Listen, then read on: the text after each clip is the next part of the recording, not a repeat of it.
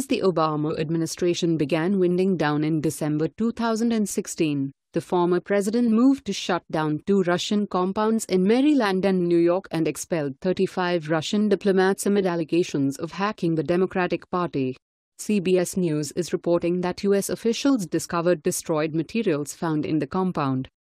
Items that could have been used in intelligence gathering, such as antennas, electronics, computers and file cabinets, were rid of.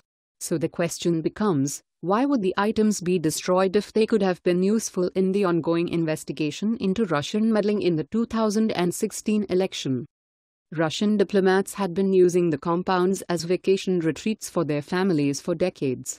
When President Obama shut them down, President Vladimir Putin expressed his disappointment that diplomat families who normally would enjoy their school vacation at the American compounds would be denied that pleasure.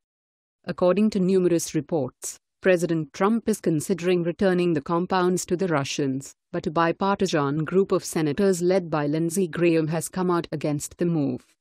Returning the compounds to Russian control is unjustifiable, Senators Amy Klobuchar, Kirsten Gillibrand, Chris Van Hollen and Graham wrote in a letter to Trump on Friday. It would both make it easier for the Kremlin to continue its intelligence operations in our own backyard and make it clear that they can avoid consequences for their actions. We strongly advise against it.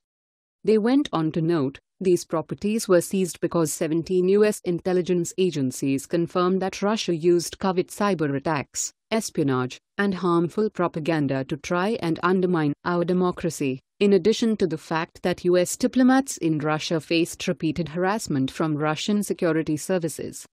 In a recent interview, President Trump chastised Barack Obama for doing nothing about Russia's interference in the 2016 presidential election before it took place, even though it turns out that he had prior knowledge of it. Well, I just heard today for the first time that Obama knew about Russia a long time before the election, and he did nothing about it.